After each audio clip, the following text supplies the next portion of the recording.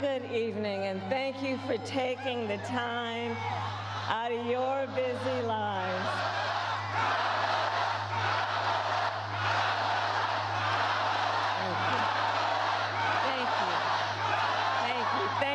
Thank you, everyone. So listen, 1 week from today, you will have the chance to make a decision that directly impacts your life, the life of your family, and the future of this country we love.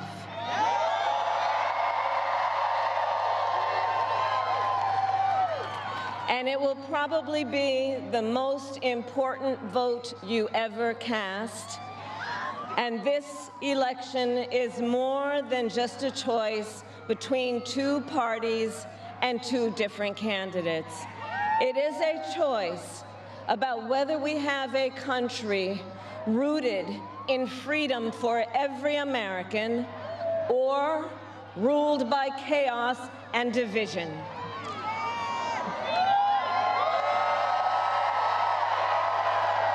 Many of you watching have probably already cast your ballots.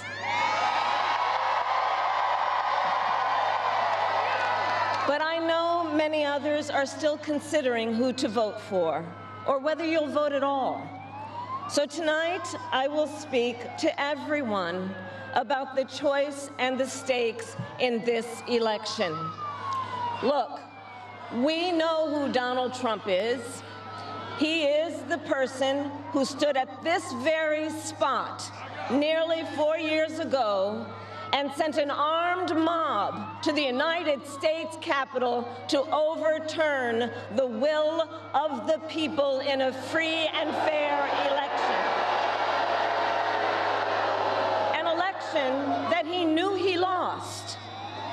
Americans died as a result of that attack. 140 law enforcement officers were injured because of that attack. And while Donald Trump sat in the White House watching as the violence unfolded on television, he was told by his staff that the mob wanted to kill his own vice president. And Donald Trump responded with 2 words: "So what?" America, that's who Donald Trump is. And that's who is asking you to give him another 4 years in the Oval Office.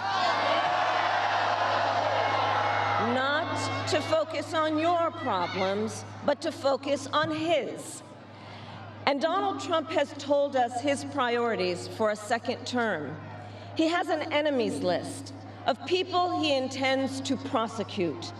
He says that one of his highest priorities is to set free the violent extremists who insulted those law enforcement officers on January 6th. Donald Trump intends to use the United States military against American citizens who simply disagree with him. People he calls, quote, the enemy from within. America, this is not a candidate for president who is thinking about how to make your life better. This is someone who is unstable, obsessed with revenge, consumed with grievance, and out for unchecked power. Donald Trump has spent a decade trying to keep the American people divided and afraid of each other. That is who he is. But America, I am here tonight to say that is not who we are. That is not who we are.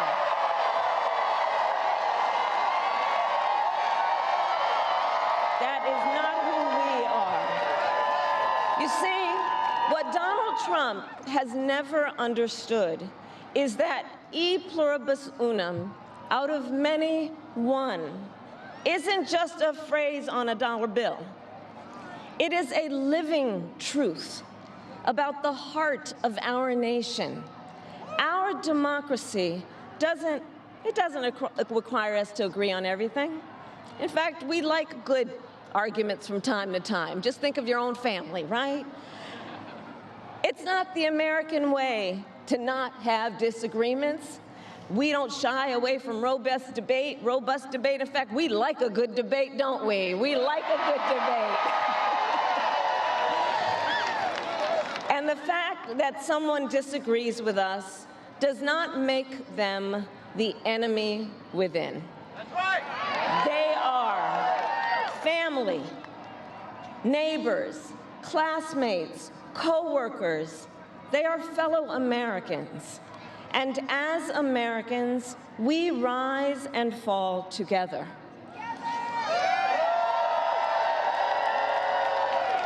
America, for too long, we have been consumed with too much division, chaos, and mutual distrust. And it can be easy then to forget a simple truth. It doesn't have to be this way. It doesn't have to be this way.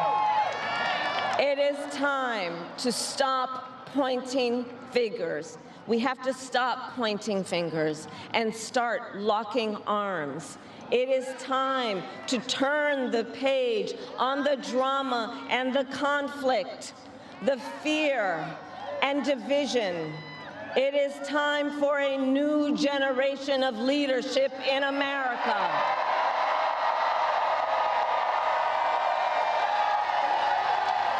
And I am ready to offer that leadership as the next President of the United States of America.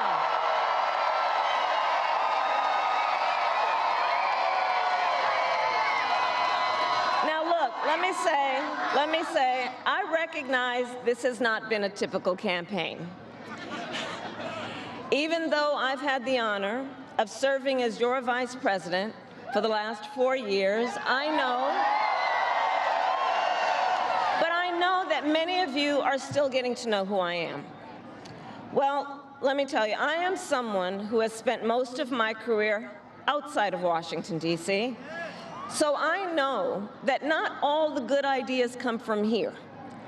I am not afraid of tough fights against bad actors and powerful interests, because for decades, as a prosecutor and a top law enforcement officer of our biggest state, I won fights against big banks that ripped off homeowners, against for-profit colleges that scammed veterans and students, against predators who abused women and children, and cartels that trafficked in guns, drugs, and human beings.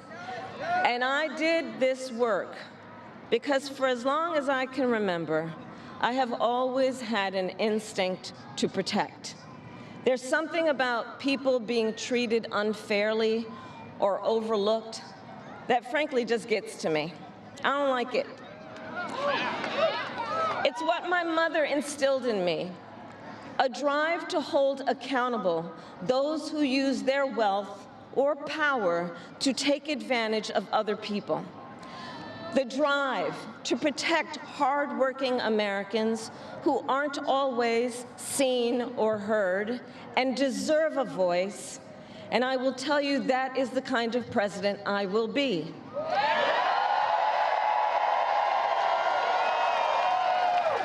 And look, I'll be honest with you, I'm not perfect, I make mistakes, but here's what I promise you.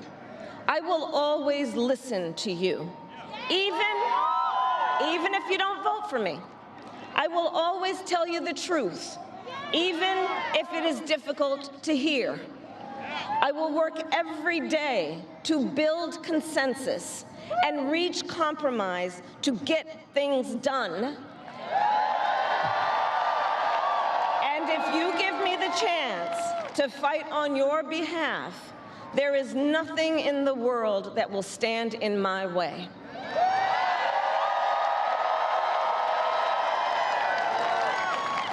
So look, in less than 90 days, either Donald Trump or I will be in the Oval Office. Okay? On day one,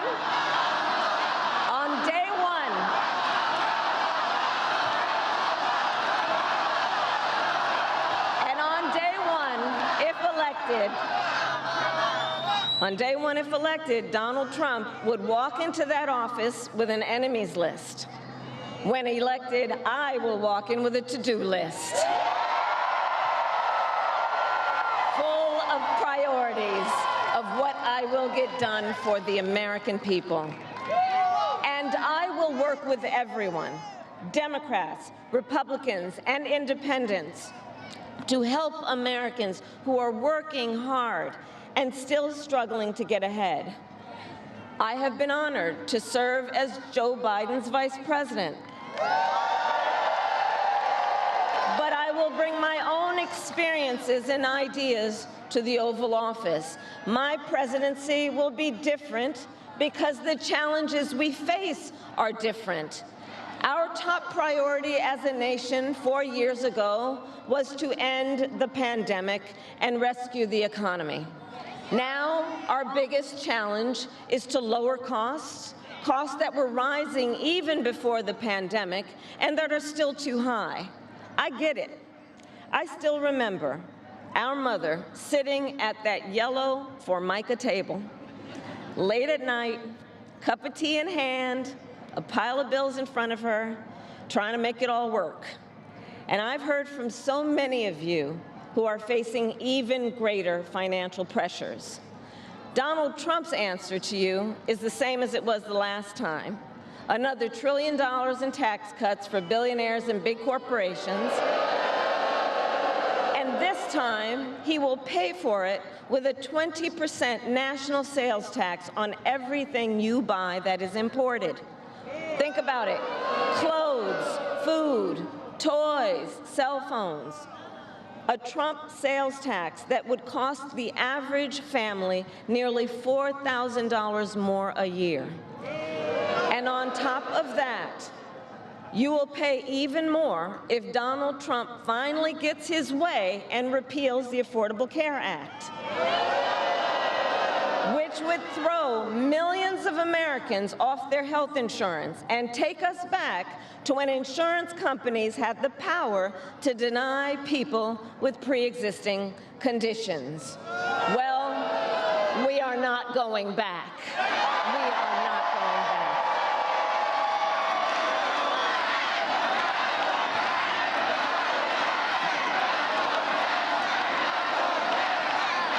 We are not going back, because we also know Donald Trump would deliver tax cuts to his billionaire donors. I will deliver tax cuts to working people and the middle class. I will make sure you have a chance not just to get by, but to get ahead. Because I believe in honoring the dignity of work. I will enact the first ever federal ban on price gouging on groceries, cap the price of insulin, and limit out-of-pocket prescription costs for all Americans. I will fight to make sure that hardworking Americans can actually afford a place to live. I'll never forget how our mother saved up and how excited she was when she could finally afford to buy our first home. I remember how excited she was. And I know that owning a home is not only a measure of financial security, it's about the pride of your hard work. And as president, I will fight to help first-time home buyers with your down payment, take on the companies that are jacking up rents, and build millions of new homes. For years, we have heard excuses about why America can't build enough housing. Enough with the excuses. I'm going to cut the red tape and work with the private sector and local governments to speed up building and get it done. And the cost of housing isn't the only financial pressure on middle-class families. I have met so many young people who have a natural desire to parent their children well, but not always the resources to do it. So I'll fight for a child tax credit to save them some money, which will also lift American children out of poverty. I'll work to lower the cost of child care, which is out of reach for too many working families today. And for too many people in the sandwich generation who are raising young children and taking care of a parent, juggling all of it is extremely difficult. You know, I took care of my mother when she got sick, cooking food that she had a taste for, finding clothes that would not irritate her skin, and understand, as I do, that caregiving is about dignity. It is about dignity. And currently, if you need home care and you don't have some money to hire someone, you and your family need to deplete your savings to qualify for help. That's just not right. So we're going to change the approach and allow Medicare to cover the cost of home care so seniors can get the help and care they need in their own homes. Now, Donald Trump has a different approach. He tried to cut Medicare and Social Security every year he was president. Look, I believe that when people have worked hard their entire life, they deserve to retire with the benefits they have earned. And I believe in the fundamental freedom of Americans to make decisions about their own bodies and not have their government tell them what to do.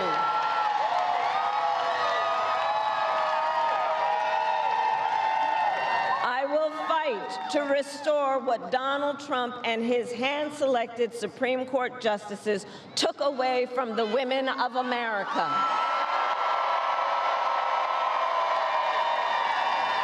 Today, 1 in 3 women in America, think about it, 1 in 3 women in America lives in a state with a Trump abortion ban, many with no exceptions even for rape and incest. The idea that a woman who survives a crime of a violation to her body should not have the authority to make a decision about what happens to her body next, that is immoral. That is immoral, and Trump's not done. He would ban abortion nationwide, restrict access to birth control and put IVF treatments at risk, and force states to monitor women's pregnancies. Just Google Project 2025 and read the plans for yourself. And look, I think we all know one does not have to abandon their faith or deeply held beliefs to simply agree the government should not be telling her what to do with her body. Not the government. And when Congress passes a bill to restore reproductive freedom nationwide, as President of the United States, I will proudly sign it into law. Proudly.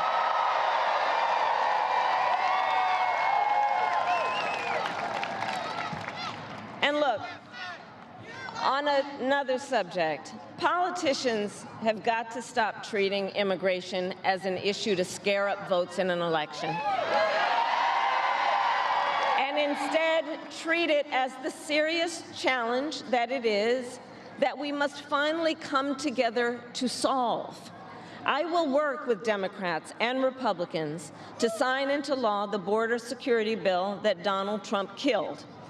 When I was Attorney General of a border state, I saw the chaos and violence caused by transnational criminal organizations that I took on.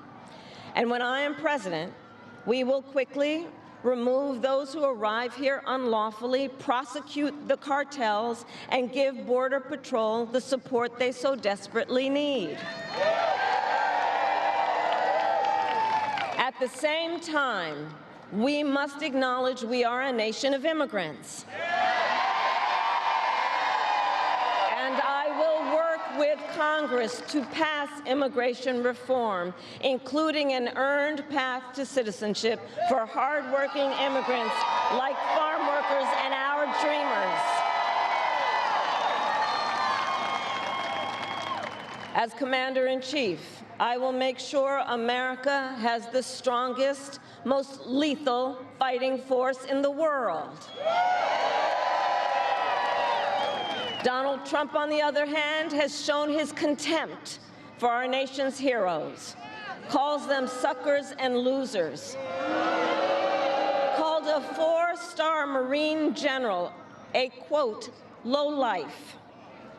I will always honor, never denigrate, the service and sacrifice of our troops and their families, and fulfill our sacred obligation to care for them. I will strengthen, not surrender, America's global leadership.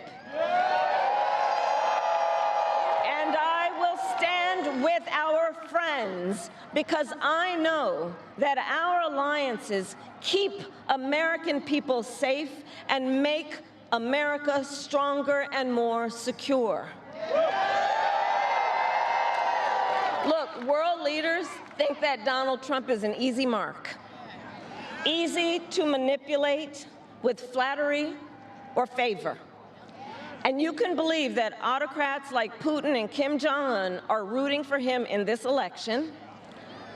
I will always uphold our security, advance our national interest, and ensure that the United States of America remains, as we must forever be, a champion of liberty around the world.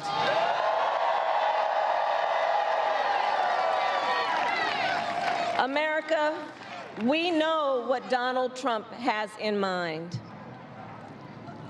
More chaos, more division, and policies that help those at the very top and hurt everyone else. I offer a different path, and I ask for your vote.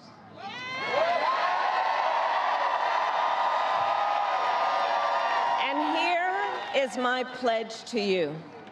I pledge to seek common ground and common sense solutions to make your life better. I am not looking to score political points. I am looking to make progress. I pledge to listen to experts, to those who will be impacted by the decisions I make, and to people who disagree with me. Unlike Donald Trump, I don't believe people who disagree with me are the enemy. He wants to put them in jail. I'll give them a seat at the table.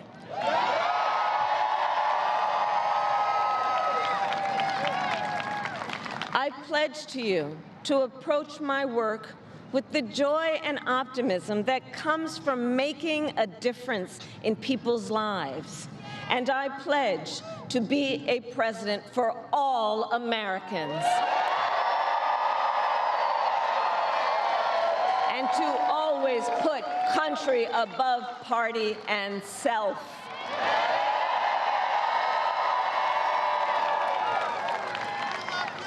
I love our country with all my heart.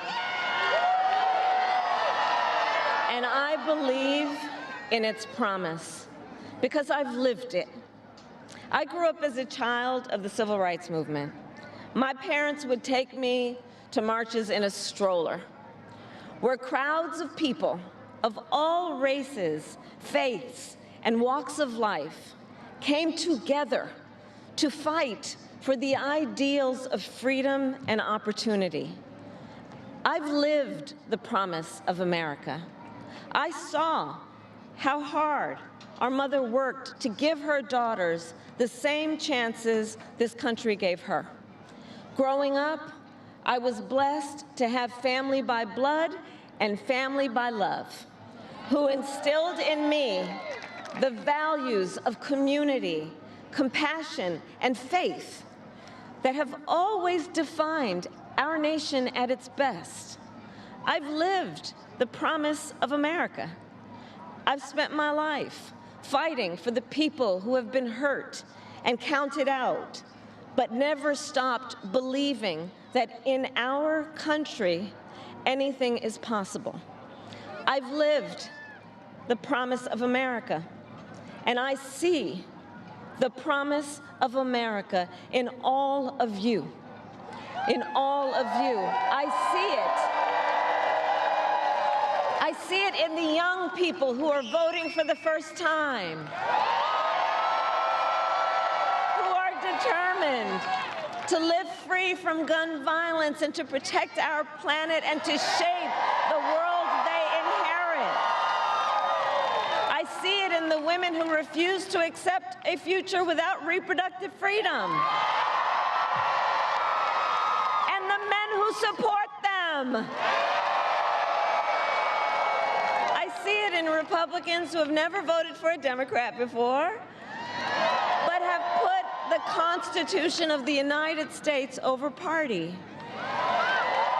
I've seen it in Americans different in many respects, but united in our pursuit of freedom, our belief in fairness and decency, and our faith in a better future.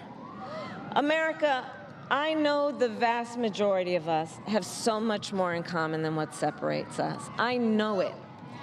And that's why I am in this race, to fight for the people, just like I always have.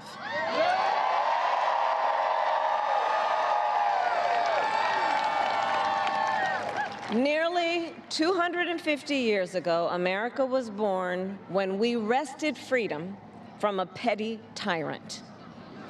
Across the generations, Americans have preserved that freedom, expanded it, and in so doing, proved to the world that a government of, by, and for the people is strong and can endure.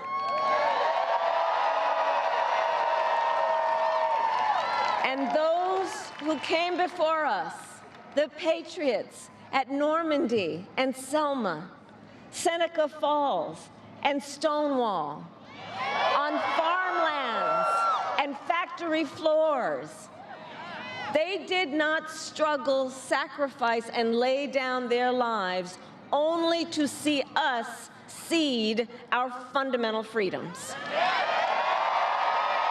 They didn't do that only to see us submit to the will of another petty tyrant. These United States of America, we are not a vessel for the schemes of wannabe dictators. The United States of America is the greatest idea humanity ever devised. A nation big enough to encompass all our dreams, strong enough to withstand any fracture or fissure between us, and fearless enough to imagine a future of possibilities. So America, let us reach for that future. Let us fight for this beautiful country we love. And in 7 days, we have the power, each of you has the power to turn the page and start writing the next chapter in the most extraordinary story ever told. I thank you all. God bless you, and may God bless the United States of America. Thank you.